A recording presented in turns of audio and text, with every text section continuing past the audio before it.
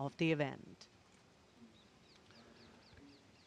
देश की सेनाओं की सर्वोच्च कमांडर भारत की राष्ट्रपति माननीय श्रीमती द्रौपदी मुर्मू और इस वर्ष के 76वें गणतंत्र दिवस के मुख्य अतिथि इंडोनेशिया के राष्ट्रपति श्री प्रबोवो सुबियांतो पारंपरिक बग्घी में विराजमान हो चुके हैं और समारोह पूर्वक राष्ट्रपति महोदया का काफिला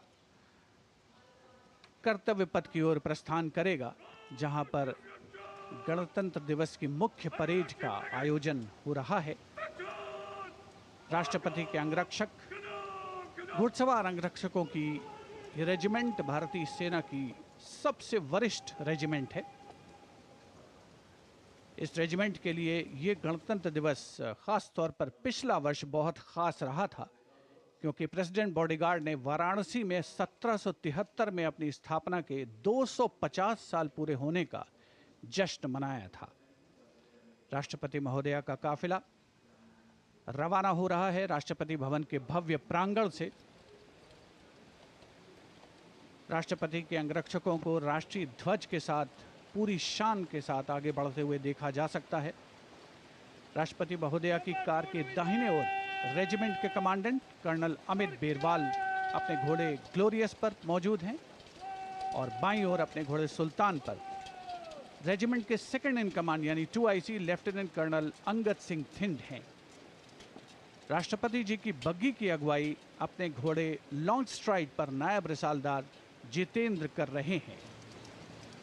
Jaipur column of the Indian Army escorting the Supreme Commander of the Indian Armed Forces, the President of India, to the saluting base as India celebrates her 76th Republic Day.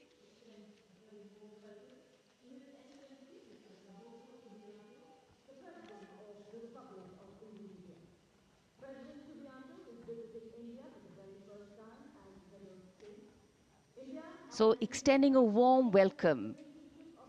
The Republic of India extends a very, very warm welcome to the President of the Republic of Indonesia, Mr. Prabowo Subianto, our chief guest for India's 76th Republic Day celebrations, arriving here along with the President of India.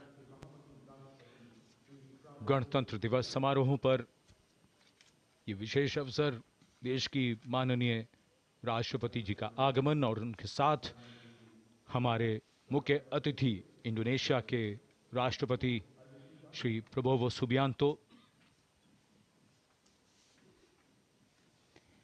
India and Indonesia, two nations that share millennia-old cultural and trade links with shared religious traditions of Buddhism and Hinduism, and a strong treaty of friendship and strategic partnerships.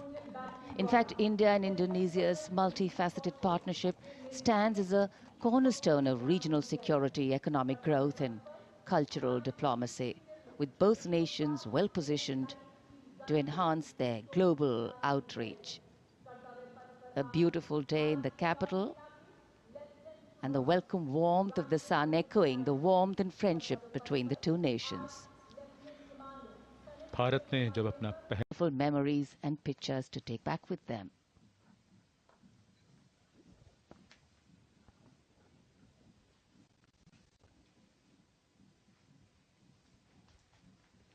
And now the national anthem, the 21-gun salute, and the unfurling of the national flag.